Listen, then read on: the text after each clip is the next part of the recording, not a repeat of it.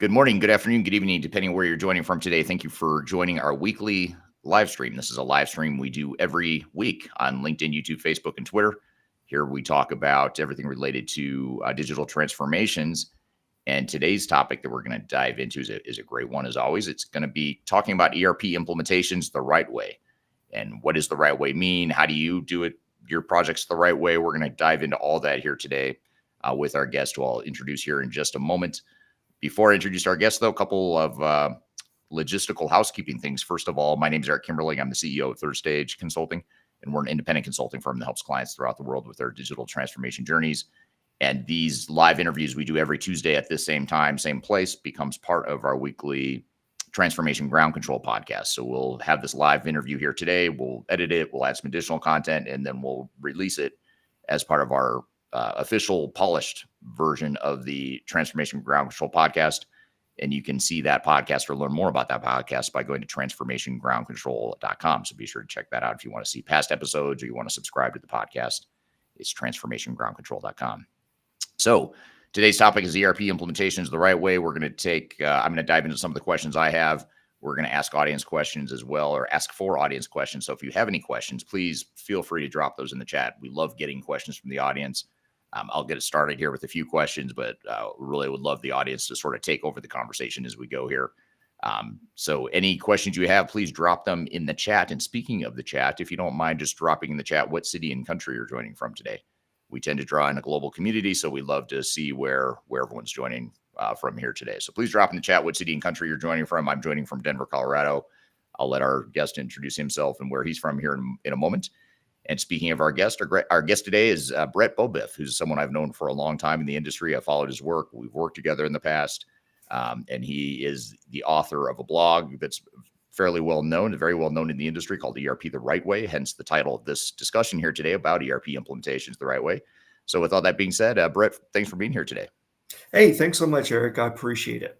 Yeah, great to see you again. Great to have you here for the first time on the podcast. And for those that don't know you, though, maybe tell us a little bit about you and your background and how you grew up in this space. Okay, sure, absolutely. My name is Brett Beaubouef. I live in Castle Rock, Colorado. However, you can tell by the accent, I'm not a native Coloradan. I'm actually from Louisiana. I've been up here for the last 25 years. Just love the mountains and backpacking and hiking and all that good stuff. I had the opportunity to start in the ERP industry about 28 years ago. I was actually working for a customer, Texas Instruments. We were doing an ERP implementation of PeopleSoft Release 3. And that was my first taste of doing ERP implementations. Loved it so much. I started becoming a consultant. I worked my way kind of up the food chain. So I started as a technical consultant, then functional consultant, solution architect, then project manager, program manager, and then director. So also during that time, I had the opportunity of being a IT director for an ERP implementation and was able to see that perspective from a after go live support. Also spent some time in Oracle doing business value realization, where we actually would come back after the implementation and see how the business metrics have improved. Also, what were some of the KPIs that the customer wanted to focus on, and then come up with plans as far as incrementally hitting those KPIs. And then currently right now, I'm kind of at large looking for my next project, but the last 2 years I spent getting back into project management, and it really leads back to my passion, which is writing on ERP implementations. I'm a kind of person that I need to have hands-on experience and always be involved in something to get the right and the best perspective. There's a lot of content that's out there, Eric, but when you live it, when you do it every day, I think that gives you some credibility. I think that helps you to focus on the key critical path of things that you need to do as a consultant. Also, just understand the ramifications of realities that you have to deal with. There is the theory of this is what you should do, but a lot of times it's you got these constraints that you have to deal with and still work within that in order to be successful. So that's a Right. little bit about myself. Right.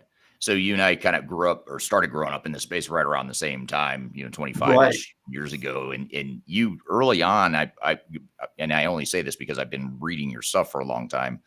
And in fact, I think that's how I first came to know you, probably 12 years ago or something like that, maybe Mhm. longer. But tell us about this blog. You started a blog called ERP The Right Way, and you've had this blog for a long time. You've published a lot. You're very prolific in the space. Tell us about the blog, what inspired you start it, when you started it, all that good stuff. Okay. Well, I'll take you a step before that. And it was an opportunity, you know, sometimes whenever, you're let go from a job, it's hard to see that as an opportunity. Right. But I really saw that as an opportunity. I was ending up a particular effort and I had this additional spare time. So I wrote a book on ERP implementation best practices. And having that time off gave me the opportunity to do that. Now, during that time, I kind of grew up in ERP from different roles and perspectives. And that I think helped me to have different insights that I wasn't seeing out there in other books. So that's was my passion that was really driving me in writing that book. So wrote that book, and then as you write a book, you step back for a couple of years and you look and say, you know what, I could have said that a little better. Or you know what, I learned something new here. And instead of, writing another book or another edition, I said, I tell you what, let's start with a blog because I wanted to have some interactions with my audience and more real time to get feedback to, give me guidance in terms of, okay, this is helping me versus this is not helping me. So I started a blog called ERP The Right Way.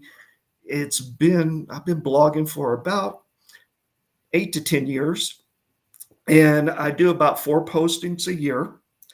And again, knowing the proliferation of information that's out there, I really wanted to write something that had meat on it, that, you know, different players, whether it be an executive making key decisions, an SI partner, a consultant, or even the vendor, could look at this, read this blog, and say, get something out of it. So, because of that, I spend more time than I think most doing research, doing insight, seeing what's already out there because I don't like to repeat or provide a unique perspective that some people don't see. And I've been doing that and enjoy it. I love sharing my knowledge. It's my hobby. It's one of my many hobbies. I don't wouldn't necessarily say it's it's the greatest. It's an exciting hobby, but it's something I like to do and enjoy. Is to share information with others, and as I get that feedback, I learn to be a better consultant. Yeah. Yeah, and you're very good at it. That you're good at explaining pretty meaty topics in a fairly simple and easy to understand way. And we're going to get into some of those threads and some of those themes in some of your work here in just a moment. Before I jump into my first question, though, for you, Brett, my first question about your work, I want to say hello to the audience here, just some of the people that have commented where they're joining from today. We've got James from Hereford, UK. Thanks for being here again today, James. Carol Ann from Ontario, Canada. Alcinda from Johannesburg, South Africa, Andy from Minneapolis, Victoria from Canada. Thank you all for being here today. Hardik from Copenhagen, Denmark, Frank from London, UK, Zulfikar from India. Thank you for being here. And I'm going to try pronouncing this, and I apologize. I'm going to call you Uba, even though that's not your full name. I'll say Uba from Dubai. Thank you for being here today. Tamara from South Africa. Thank you. So great audience here today. Thank you for chiming in where you're joining from today. People all over the world here to hear this conversation here today, Brett. So thanks for the audience for being here. And of course, thank you for being here, Brett. So let's start with understanding what it means when we say ERP the right way. I'm going to use air quotes here, the right way. Okay. There's Go a ahead. right way and there is a wrong way. I mean, believe it or Oh, not. I mean, it almost sounds too simple to be true, but mhm. it is true. I mean, there are things that if you do things the right way, you're a lot more likely to be successful than, the common mistakes that are made. But when you've emphasized the importance of doing ERP the right way in your work and just your experience and your writings, what does that mean? I mean, what does that mean, and why is it so critical to organizations? Eric, that's an excellent question. And I really thought long and hard about it. At first it sounded like a catchy tune, Right. and I said, "Ooh, I can see Eric doing air quotes on this." It's really doing right by your stakeholders and your partners. It's doing the right thing. Mm, And I know it probably says, well, that doesn't sound complicated. It's really not. Again, there's a lot of information. We've been doing ERP implementations for the last probably 30 years. And you and I, and I'm sure all of these experts on the call today, we can go through and identify pains and problems and challenges. There's nothing new under the sun. But doing it the right way. Now, I'll give you some examples of what I mean by that. And and forgive me, I'm kind of a passionate person. And when it especially comes to this, I get a little passionate. It's doing right by your stakeholders and your customers. So, case in point, let's talk about the three key players in an ERP implementation. Let's start with customers. Okay, so customers. There's still quite a bit of ERP software selections and decisions that are made subjectively, mm, not objectively. And, that always sends inappropriate or wrong expectations. Sooner or later, that'll come back to bite you. Um, so that's one area that customers may not put in the effort needed to fully realize and have an objective means to see all the different perspectives of software. And when I say software, it's more than software. Software is just a small piece of it. It's more services. What kind of services are going to be there since we're going to the cloud? It's knowing and understanding that, seeing that larger picture. From an SI partner perspective, it's about having the right people on the job. And it's also knowing and realize that an ERP implementation is not a part-time project. mm, You know, yeah. it's having people dedicated. And what I mean by dedicated, it's not like, okay, you get a name resource, but they're spending the majority of their time working on that project. I can ask you as a customer, do you feel comfortable having maybe a dedicated name, but they're only working 50% on your ERP project? Odds are no. Right. So it's making that investment there from a vendor perspective. Um, and you can tell it's also about having shared risk and rewards. Mm, You look at most of the contracts that are out there today with major ERP vendors, most of the risk is with the customer as far as that implementation be success. The SI partner has some, but the vendor doesn't have necessarily much stake in the game. It's still like the old traditional, if you remember the on-premise, I'll sell you the software and then I go away. Still some of that mentality is out there. And I know Constellation Research did a paper last week talking about where they were starting to see customers get a little more frustrated that they weren't getting the value out of their ERP investments. mm, So making that stretch, I think it's important whenever you do talk partnerships. It's a real partnership. That means shared risk and rewards. For SI partners, that means having dedicated people working on that project, also focusing on the end goal of not necessarily, it has to be more than contract obligations. If right. your goal for success is fulfilling your contract obligations, that's not in the, yes, it's partially in the best interest of your customer, right? That's something you have to do legally. You're bound by it. But really, to get them successful, you have to stretch, go beyond that. And my blog is talking about here's these areas where we need to stretch. I know a lot of times we feel that there are shortcuts in ERP implementations, especially going to the cloud. There are not. You can have your tools, right? And you can have, I have my own methodology. Well, fine, Eric, you and I, we can sit here, we can develop our own methodology in about 10 minutes, Right. right? That's not going to do it. It's really about the execution, and implementing ERP is hard. Yeah. It just is. And having realistic expectations, Right. not only in the software, but also as a customer. I know sometimes I see customers where they take on responsibilities they have no business taking on. Like, for example, and you can probably share this as well, organizational change. That's Mhm. usually an area that gets negotiated back. End user training, that's another area. Or taking formal training or making the investment of formal training from the vendor. Now, you're depending on the SI partner to do that. Well, that really depends on how good of a trainer is the consultant. And you and I, we were both consultants and we grew up.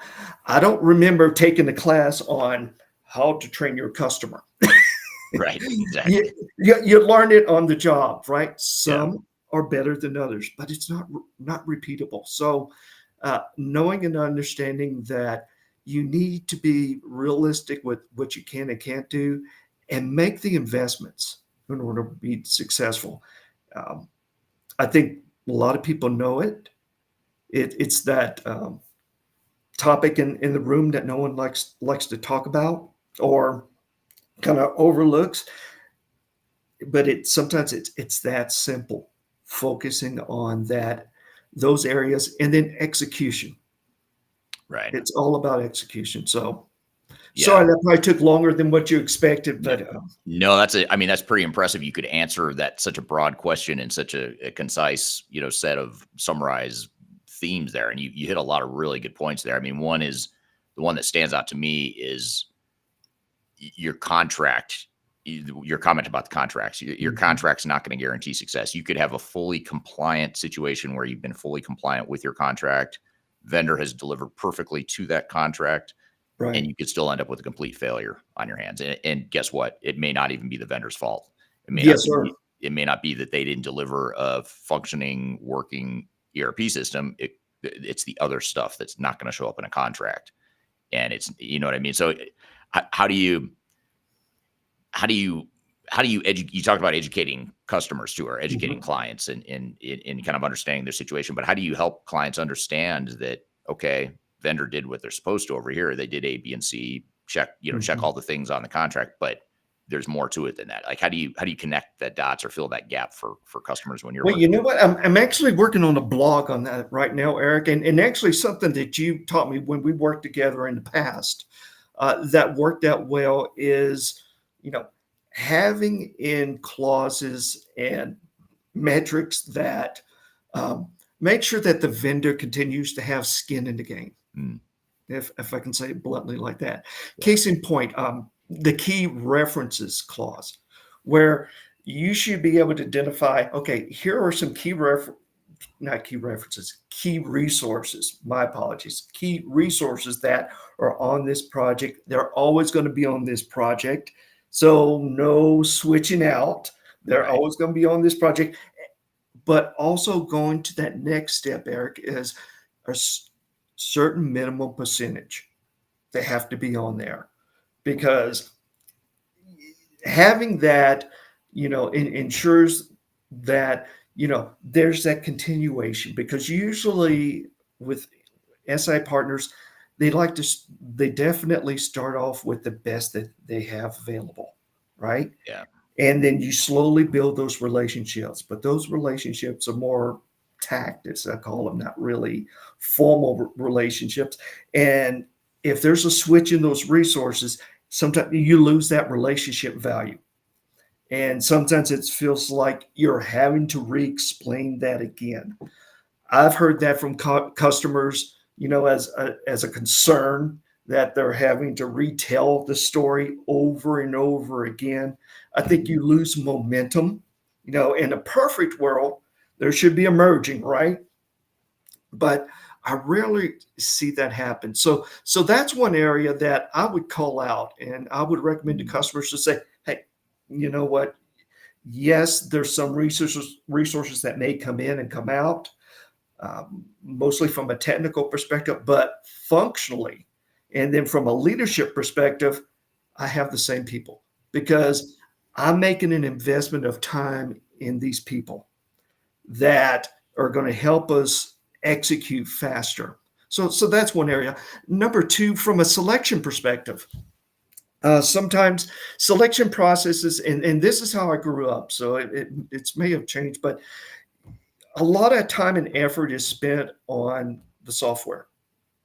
Seeing the software fit, seeing if they have these functionalities and capabilities. I recently did a LinkedIn survey and asking about what were the common issues and challenges. Over 80%, when I did a summary, it was informal, but a summary had to do with the customer and the SI partner. Interesting. Selecting the SI partner has more of an impact than even the software. Mm. Selecting the right one. And a lot of times those are in silos because you do the software selection and say, okay, we got the best software. Now SI partners, who should that be? A lot of times that's usually the SI partner that's bringing the business to the vendor. Right. That's the priority. I would, pretty much insist on the vendor to put some skin in the game. It's like, no, you recommend to me who's the best. I am not going to go through this process again. You're going to recommend who's the best vendor for this. You do that internal analysis. You make that determination. I'm going to put you on the hook for that. And if they don't deliver, that's going to come back to you. Now, some vendors provide. That's a reason why they have, their own professional services arm, right? So they can be that one throat to choke, but that needs to happen regardless. So building in that dependency, I think is important as well. So that's something I'm working on right now. But making the customer aware and ensuring that everyone is having an active part throughout the implementation. Right. If not, it's going to be, well, hey, that's your problem. That's not my problem. And I don't think that's the right approach. Yeah, you get into the finger pointing Yes, blame sir. game at that point. Really well said. And we've got a lot of comments coming in from the audience too, that I want to comment on here or pull up here. Franco from YouTube says, good guest, Dr. Kimberling. Franco's a super fan. Thank you, Franco, for joining us here today. And Uba on LinkedIn says an ERP implementation is not a part-time project. So true. So well said there, Brett. We're getting a couple questions along these lines, and only you can answer this, Brett, or you can answer this, Beth. This is from Carol Ann on LinkedIn. Says, please put the blog name in the chat. Thank you. And there's been a couple of people asking, like, where do I find your blog? So how do people find your blog, just while we're talking here? It's easy. So it's www.erptherightway, one word.com. Okay. I'm going to drop that in the chat as well. Hey, thanks, Eric. You bet. Just so everyone has it here, I'll do. And let me piggyback on that other comment of it's not a part-time project. That's not only a message for the SI partner, it's also a message for the customer. And Yeah. if a customer doesn't have a backfill plan, that's a red flag to me. Yeah. Because usually you need the best people from a business perspective to be on that project to help define requirements, refine those requirements, test those requirements. And I have seen, by way of trying to reduce the cost of an implementation, to not have a formal backfill plan and just pile on the work, things will drop. So it's not only for the SI partner, but really for the customer, that they need to have a backfill plan and strategy. And if they don't, forgive me for the tough love, but they get what they pay for. Yeah.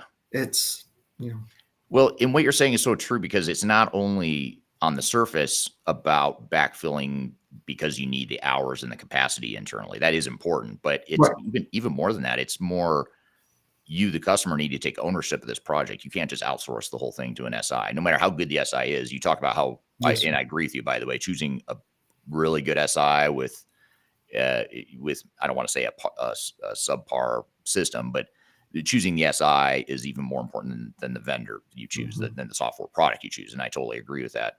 But even if you have the best software, the perfect fit for you as an organization, for the vendor, and for the SI, even then you're not guaranteed success. You have to take ownership. You have to be responsible for making decisions and sort of making sure the project stays on track. That's not really your SI's responsibility, but yet a lot of customers think, well, Brett, you're the expert. I'm just going to sort of defer to you. I'm going to outsource this to you. Just handle it. And it's not, no matter how good you are, you're not going to make this successful. It's the customer that you ultimately has to connect those dots. Exactly. You spot on, Eric. And there's nothing better. You got to have time to transfer ownership Yeah. or generate that ownership.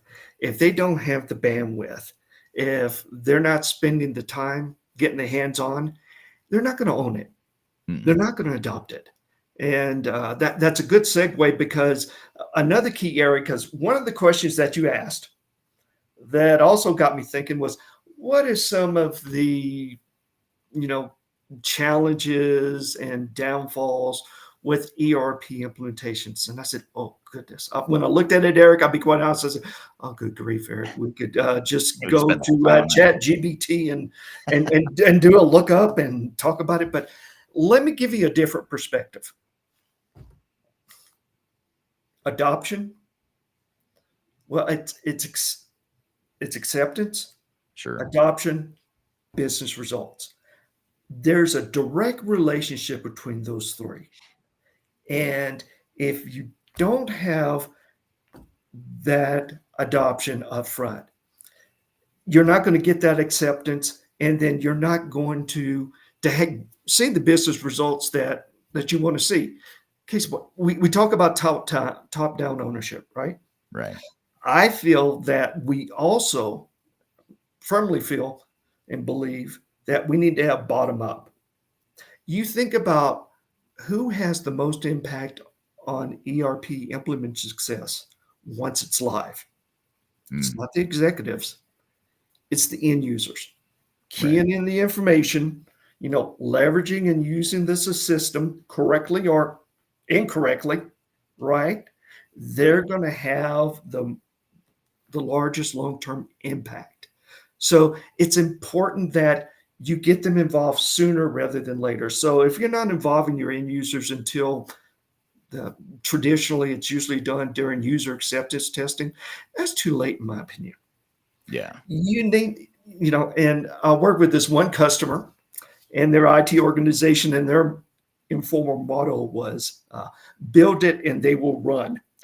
Yeah. Instead of So- they will come, they will and run. they say, Brett, but it's because users want involved. When people have an opportunity to provide input, it slowly starts building some of that adoption and acceptance. Now, you need to craft that because you can't meet all their needs. You're going with commercial off-the-shelf software package, right? But kind of tailor that and structure that, make them feel part of the project. It's more than just one-way communication. It kind of has to be both way. But that takes a lot of work, a lot of coordination, a lot of effort. A lot of people are just not willing to do that because of the effort and time that it takes. However, when I've done it, I've been very successful. People knew what they were getting and what they weren't getting. They Mm. may not be totally happy, and that's okay.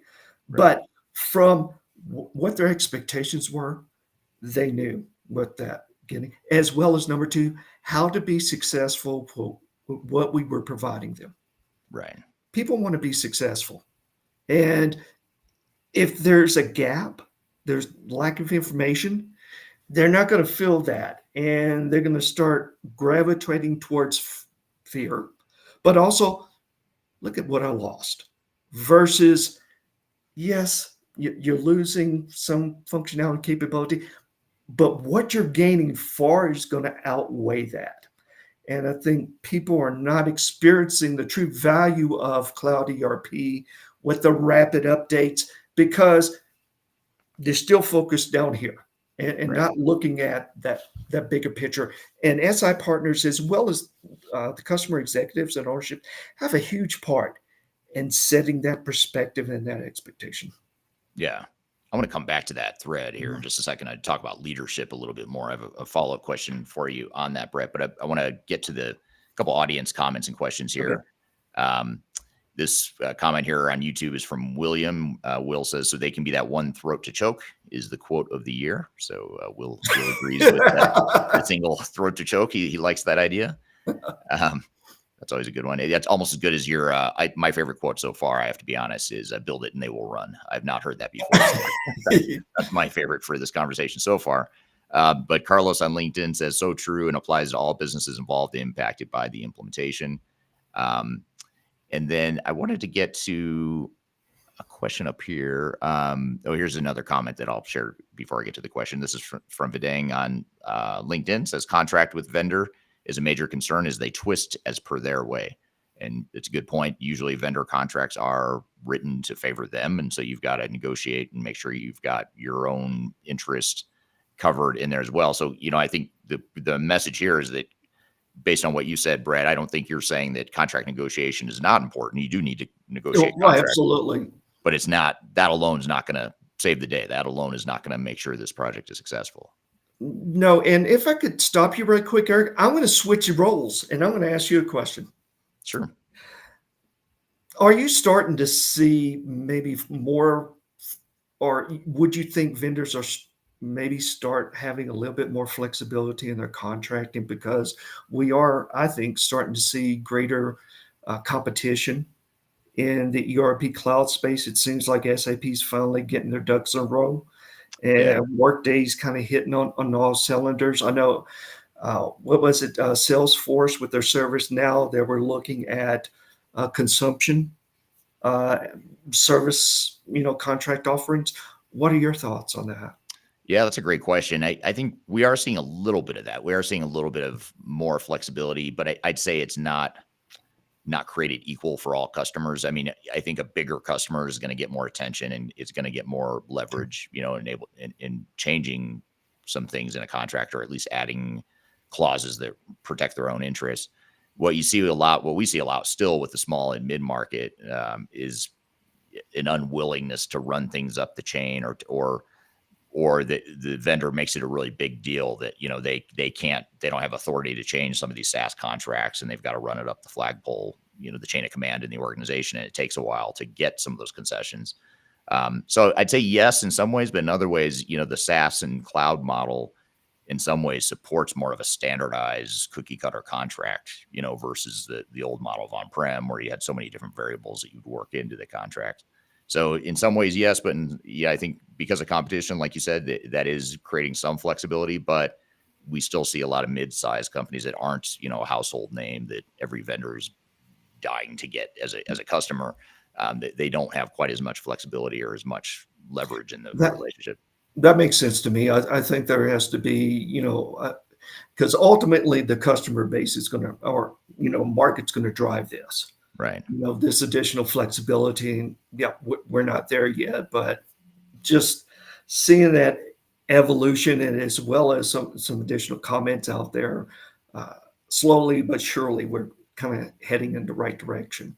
Yeah. Yeah. Absolutely. No, that's great. Great question there. Here's a question from LinkedIn, and the question is why the management team is not asking to resource the right person for ERP to functional heads. Is that issue occur major coordination with vendor? I'm trying to understand it. There's a typo in there, so I'm not quite following the question. But I think the question is about the management team. You were talking about how management has to carve out resources for a project. Mhm. How do you handle that sort of coordination with the vendor or I guess what's the client's role in working with a vendor once you've designated some of these resources? I'm not sure if that's exactly what you were asking or getting at, Vidang, but I'll sort of shift it to what I think you're asking. So what are your thoughts there, Brad, as far as Well, coordinating with the vendor and getting the right resources from the internal team to coordinate with the vendor? I think we already kind of talked about previously about listing out those key resources Yeah. and the amount of time that they're going to be dedicated uh, on that project. Uh, that's number one.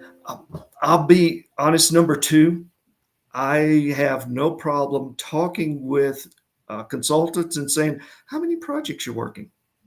Right. And sometimes you can, tell us as a customer if you feel that the functional consultant's on a call, not adding a lot of input, just like a fly on the wall. Right. That kind of raises a red flag to me. Um, I'd raise that sooner rather than later. And even if I have that perception, you know, I would want to communicate that to the SI partner project manager first and foremost. I say, hey, look, I want to make sure that I have their full attention because that's what I paid for and that's what I want. Showing up late to meetings is also one of those pet peeves that I have, but it also shows that, hey, sounds like this guy's just jumping from one customer or one to another. And that just doesn't sound right because I know each customer wants to make sure they get the maximum value and advice and guidance from that consultant. But when you're competing against multiple customers, that's not your problem. Right. That's the SA partner's problem, and Right. they need to manage that. Yeah. Yeah. Makes sense. So what you've been talking a lot about leadership so far and the importance of leadership and management and providing the right resources and direction for a project. What about for those that are listening here today that are executives on projects? What advice would you give them for, just what they need to be thinking about as they lead an initiative like this? A couple of things. Number one is it's important that you share the vision with your team. And you need to share that multiple times. And I almost think of it in terms of kind of an iterative and progressive elaboration of that vision. Because maybe sharing the vision at, say, like at the kickoff, this is what we want to do. We want zero customizations. Everyone's bobbing their head, not really realizing what that means, where that executive has to reinforce that and further maybe elaborate on that. And that's where working with the SI partner, I think, is very important. I know that when I'm working with executives, I'll be honest, there are messages that I need for them to say. I can say it, it just will not mean as much as the Right. executive doing that. Because taking over that ownership, you think that's a natural process. It's not, and the SI partner needs to guide the executive. And here's how you take ownership. Here's the messages I need for you to communicate. Here's where I need you to be involved. I need you to make a decision here. Also, I'm going to tell you, uh, what I need and when I need it. And I'm going to expect you're going to provide that. If you don't, fine. Just know that your expectations, you're not going to get exactly what you were maybe thinking of at the beginning. And I know and understand that we live in a world of constraints, but heavily engaged in using the executive and far more than just monthly steering committee meetings. Yeah. I mean, actually, sometimes, say, like we're doing a fit gap. Yeah, that's a great time. I was like, let Yeah. me bring in the executive. This is where the rubber's going to meet the road. And I'm going to need that executive to say, all right, you know, we said this is what we're going to do, and this is what we need, and then how we need to prioritize things. Because um, even though you are implementing a highly integrated solution in ERP. A lot of the customer organizations are still functionally or siloed based. Mm, They don't think across the business process. And what might be good for one group may not be advantageous for another group. And right. sometimes you need to see it across the business processes because that's what produces the results. Those are the things that executives care about, not necessarily the how, but the result. Yes, they very much care about that, and that's what they're looking at. So, understanding that, explaining that, also teaching your executives, here's how I need you to help generate that ownership, that adoption, and make those tough decisions is sometimes to be in the muck with us when Right. we're going through this stuff. I think it's very important. And then as a SI partner and as a project manager, I pick and choose. You can't have the executive involved in every meeting. You pick and choose where it's like, okay, this is going to be a meeting that things are going to come to head. Having the executive there and prepping them so that they know the situation, um, gives you great advantage. It really does. Yeah. Yeah. And it's not as easy as just saying, well, just use the software out of the box, because you just talked about how it could be good for one part of the business, but another part of the business is struggling with whatever, and there's got to be that leadership to say, to either reinforce that, hey, here's why we're going to use the software out of the box. I know this is a big change, but here's why we're doing it. That's part of it. But then there's also, executives do have to make the decision at times, like, do we want to Mhm. customize? Because yeah, it's not ideal. We said we were going to do a zero customization policy, but that's not always realistic, and it may not be worth watering down our business processes or our competitive advantage just because the software doesn't do it the way we want to. So maybe that sort of leads into another question, or a can of worms, depending on how you how you look at it. But the whole customization versus standardization, how do you see organizations balancing that need or want to maybe customize just that one little piece of the software that doesn't quite do what we want it to do versus, just using the software out of the box and, adapting and conforming to how the software works? That's a hard topic, It is. really is. And Well, let I'm me asking share you, with and I'm you. not going to answer Oh no, I'll answer it.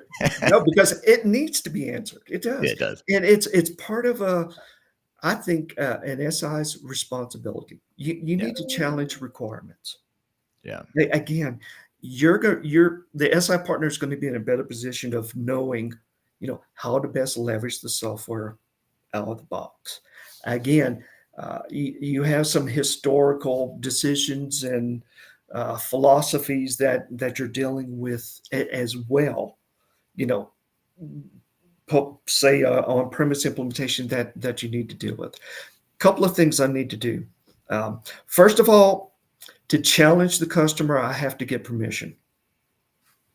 Right. Unless I'm like Eric, I'm world renowned. I'm a big thought leader. People listen to me.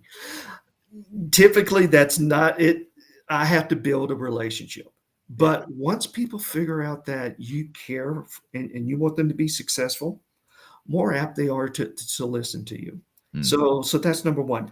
Number two, make it objective, not subjective.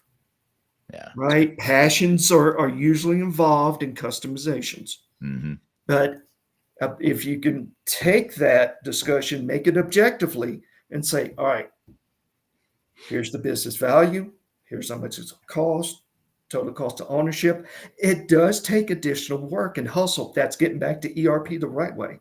Right. This is not meant to be easy, but if you make that investment, um, I think you provide more relevant information for an informed decision. Third, never make a decision in a silo. Mm. What I mean by that is uh, raise the visibility. So when decisions are being made, it's across a business process. That always means that there's multiple stakeholders involved. Sometimes the best pressure is peer pressure. Hmm. And because definitely their colleagues, they have been given the right to kind of challenge. And they also have the responsibility to challenge and make a decision in that kind of framework. Ultimately, it's the customer's decision. Your job is to provide the method, that they have a structured approach, that they look at all the angles and make a decision. They still might make a decision where it's personal. And it's like, Yeah. hey, the executive said this is what they want. Fair enough. But Yeah. it's this is what you're getting. And There's risk that goes here's with the that. impact. You own it, but it's our job to make sure they go through that due diligence. Yeah. That's how I try to approach it, because it's, you know, some consultants might come in and say it's not best practice, and that can create some resistance Mhm. depending on the relationship and how it's positioned. I like to take the more scientific approach and say, okay, here's why it makes sense to either have a customization, and definitely customizations as it comes to revenue generating. All for it. Right. ERP has best practices, which I know I think you talked about it last week. Nice little buzzword that's out there. All that means it's common. Right. Competitive, it has no competitive practices. Who would share their competitive practices? So Right. there is a legitimate need for customizations that Yeah. you need to consider. But those are some signs that I leverage and use to kind of determine, yeah, this is going to make them more effective and build a better customer relationship with their customers. This makes sense. Yeah. Yeah, and I think there's so much noise around this concept of customization. In what I mean by that is, first of all, you on one hand you have vendors and consultants who say, "Hey, don't customize; it's a bad thing."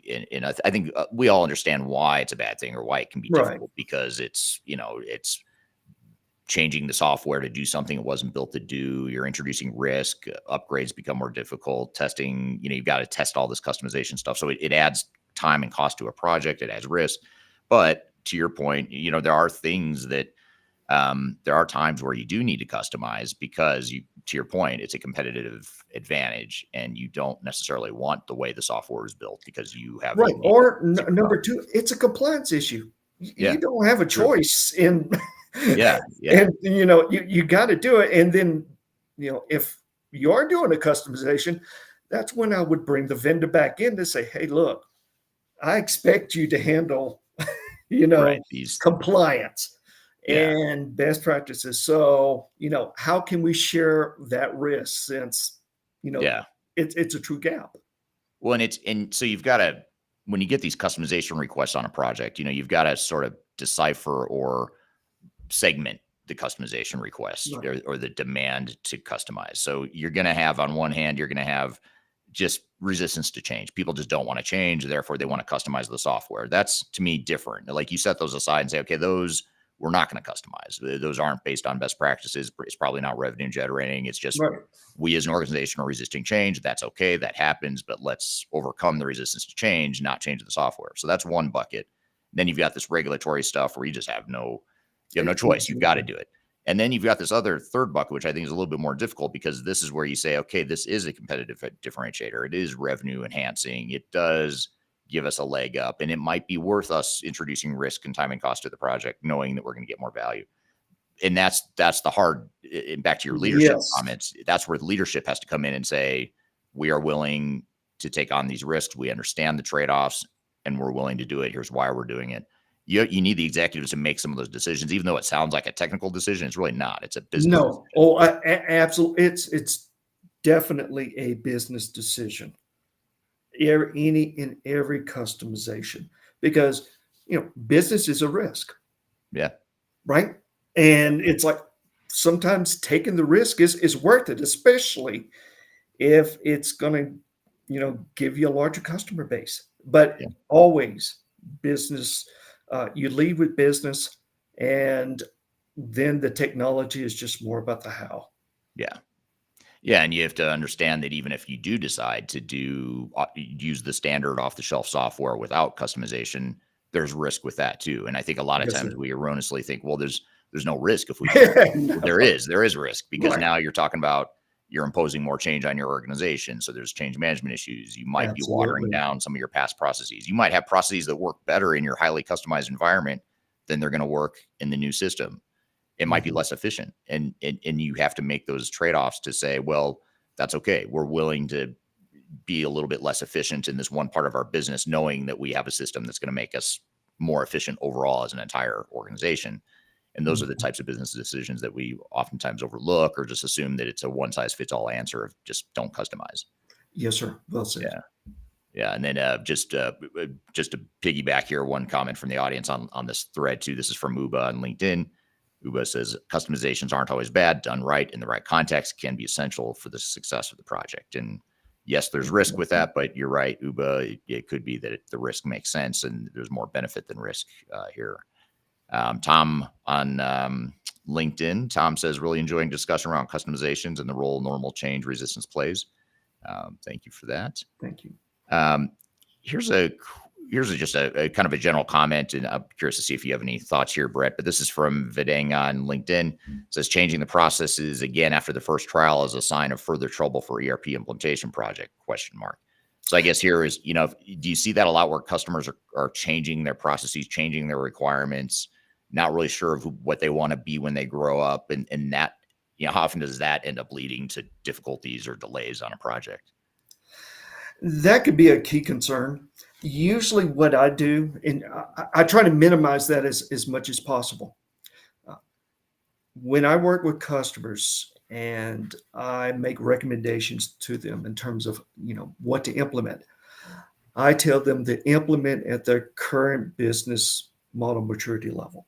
I'm a firm believer that technology by itself doesn't create maturity. So first and foremost, that's part of my driver in terms of why.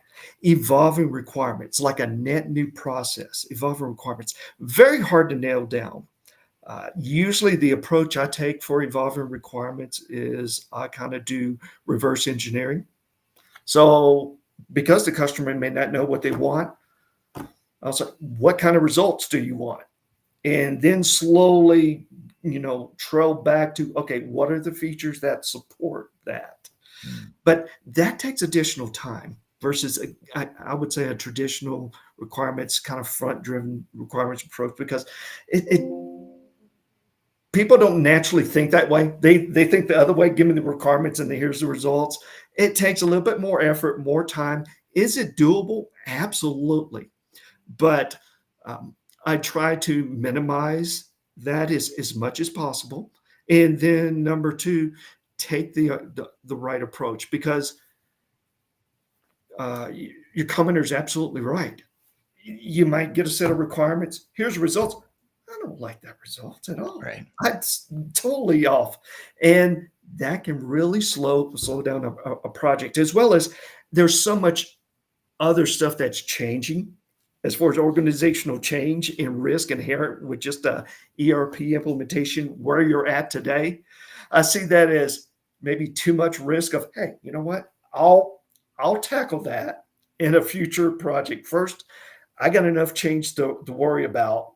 Let's get this down. Let's get this solid. And then let's build upon that. Unfortunately, there's still that mentality with customers that they had, say, if you recall back with the on-premise, Eric, where customers feel either I get it in the first implementation or I'm never going to get it. Right? Yeah. So I'm going to ask for everything. And the beauty of the cloud is that, hey, you get frequent updates. You're going to, versus the traditional, okay, every 18 months you get an update, then I have to go through that effort. Then they'll be ready for me to implement the new stuff that they need to implement, or what I need is in this update, and it takes more time. Now it's more readily available, and customers need to see the longer game and be empowered and enabled for that longer game versus trying to get everything they need in the initial implementation. That's the beauty of the cloud is that it's ongoing, that, from a technical perspective, you're always up to date. Right. And nothing's stopping you from a technical perspective in pursuing new functionality versus an on-premise. That mindset, I think a good SI has to educate not only the customer from a business perspective, but also from an IT perspective to say, hey, you have more flexibility now than what you did in the past. So Right. Right. Yeah, that makes total sense. Here's a question that I think is worth noting, just building on what you were just saying, Brett. This is from Mary on LinkedIn. Mary says, "Do you start with an MVP?" And for those that don't know, MVP is a minimum viable product. And you were just talking about how things are different today, Brett, than they were in the past with on-prem, where you almost felt like you had to get everything crammed into one big bang phase of a project. Do you see this MVP concept working well in cloud ERP implementations, or how do you see MVP, the concept of MVP fitting into projects? Mary, that's an excellent question. One of the areas that I like to research and actually know and understand, I'm, as we went to the cloud, all of a sudden everybody became agile Hmm. overnight. Right. and, Funny how that works. and it's agile. It's all agile. And MVP is kind of one of those concepts because uh, one of the value propositions that you get with agile is that it's faster. In some respects, it can be faster, especially if you're going towards a minimum viable product. Yes, it's about getting software into production. So, yes, I do believe in that. I think those are options that are there and available. I'll be honest, my experience when I use MVP is when I get called into troubled projects Right. and the scope's already blown. And Yeah. it's like, okay, we need to go live by June with something. I don't know what. Right. What can we go live with? Then I start looking at that MVP. And but typically my approach is, and I look at it from an adoption perspective. I need to give what the customer has today as much as possible. I know there's going to be areas I'm going to cut, but as much as possible, because I know the customer's going to feel like, okay, we went in the cloud, but I felt like I took a step back. There's some things I lost Right. in there. I want to minimize that as much as possible so I can get that adoption and acceptance. Also, number two, the faster I can start getting them towards adopting new functionality, because that's going to be the value. That's where the ROI is really going to kick in. So, MVP, absolutely. I just use it as a concept in planning to to provide as an option, especially if the customer says, "Hey, I purchased," and I had a customer like this. They purchased Oracle Cloud 2 years ago, but they haven't done anything with it. Hmm. Now they're getting charged, and all of a sudden they got their ducks in a row, and it's like, we need to go live with something. Our executives are just pounding the table. We need something. Definitely, I use the MVP approach to say, here are our options. This is something that we can go with rapid. Is it going to be everything you want? No, but it gets you a win. And sometimes just getting a win is a good start. Yeah. Yeah. That makes sense, and it's a good way to build momentum, get some confidence in the project, and not bite off more than you can chew right away. It gives you some flexibility there. So sort of looking ahead then, looking ahead to the future here, Brett, what trends do you see shaping the future of ERP implementations, and how should we be getting ready for those trends or predictions that you might have for the future? Well, there's still going to be ERP failures. that's I was hoping you say they that's were not going to disappear. yeah, we're 2025 still and going to beyond. be learning the lessons of the past because it's all about execution, Eric, right?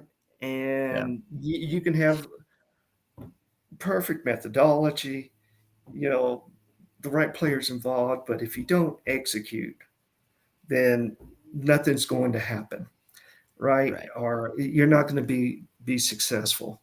I think number two, you're seeing more um, hype, and you're probably going to hoopla. Forgive me, sometimes I speak too blunt about AI, Yeah. right? Yeah. Machine learning, automating, but it's going to have siloed or very limited value. And the reason why is the AI beast requires a lot of data. Hmm. Now, most of these cloud and most of the AI tools and research and capabilities are in the cloud.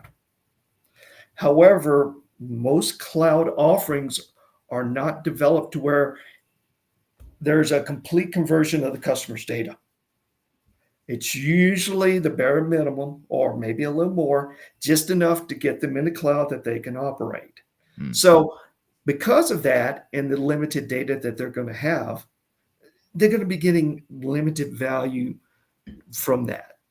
And it's Right. also, comparing that to the reality of I got these new AI tools, but I can't make payroll.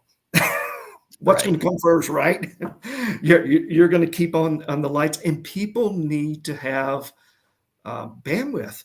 It's a new technology. It's a new philosophy, way of thinking. Some of it is requires training, right? You're going to have to train the AI tool. There's structured learning, which requires structured data, Hmm. right? The unstructured, which is really exciting in my humble opinion, um, is still in its infancy. And that even requires even more data. So bringing that together, housing that data, also having the bandwidth to kind of leverage and use those capabilities. Um, it's going to look great, but you know, it's maturing to that point to where you could start using AI. So if you look at, say, my favorite business maturity model is the Kinney model, the capability maturity. You have your different levels. So 3 is pretty much okay, common best practice. 4 is a little bit more quantifiably managed. 5 is yes, you have an ongoing cycle. You're actually pretty much doing business process management, you know, Right. constantly. But moving up that, but say like AI is kind of at the level of a maturity level of a 4 Mm. or 5. Yeah. So if you're at 2, You're not going to and get then value.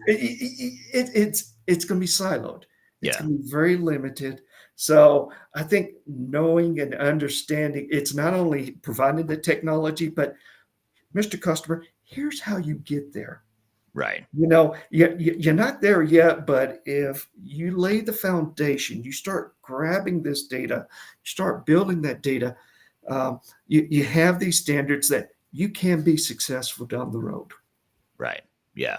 That makes total sense. And yeah, it's worth looking past the hype. I know we're all enamored by AI right now, but it's also important to look at, well, how do you actually get value out of it? And what do I need to do to get that level of maturity that you're talking about? Which I guess the good news is it forces organizations to do what they should have been doing all along, which is clean up your data and Maybe yes. have good data. So now I think the good news is forcing organizations like, oh, this data thing really is serious. We actually need to clean that up. So maybe there's some good news here. No, absolutely, absolutely. Yeah. Well, good. Well, thanks so much for being here, Brett. Time flies when you're having fun, and we cover as much ground as we have. And I know there's a lot of ground we didn't cover. I had Sure. several other questions I was going to ask you. We didn't have time to get to them all, but I know the audience had more questions. So we'd love to have you on some time again in the future and keep the conversation going, because I think you've got a lot of wisdom, obviously, to share here. You share a lot here today, but you've got a lot more that we could learn from you. So thanks for being here today. No, and thank you, Eric, for all you do for the industry and sharing and getting out the word. It's really important. And for everyone who participated on the call today, thank you so very much. And feel free to shoot me a question. Uh, I'll be honest, I may not even know the answer. 9 times out of 10, I may not. Right. But definitely enjoy doing the research, pulling things together, and learning. You know, uh, that's what makes me a better project manager and, more important, project leader, because Yeah. um, I like the leadership a whole lot more than the management. Yeah, yeah, absolutely. And I appreciate that. And you do have a lot to share. And I think that's important. What you say is we're all learning. No matter how much we know about the space, no matter how long we do it, things are constantly changing. You're constantly learning. So I think that's the one of the keys, to success is make sure you're constantly learning and listening and understanding what's going on with the industry and the project in general. Um, Again, ERPtherightway.com is the blog. That might actually be easier than trying to find Brett on LinkedIn, only because his last name is a bit difficult for me to spell. Maybe not for everyone else, but it's Brett Beaubouef. And I'm going to spell it here for those that are listening to the audio only version of this. It's Beaubouef. And is that a Cajun, French Cajun name? That's a French name. It Okay. means handsome beef. Oh, okay. Handsome beef.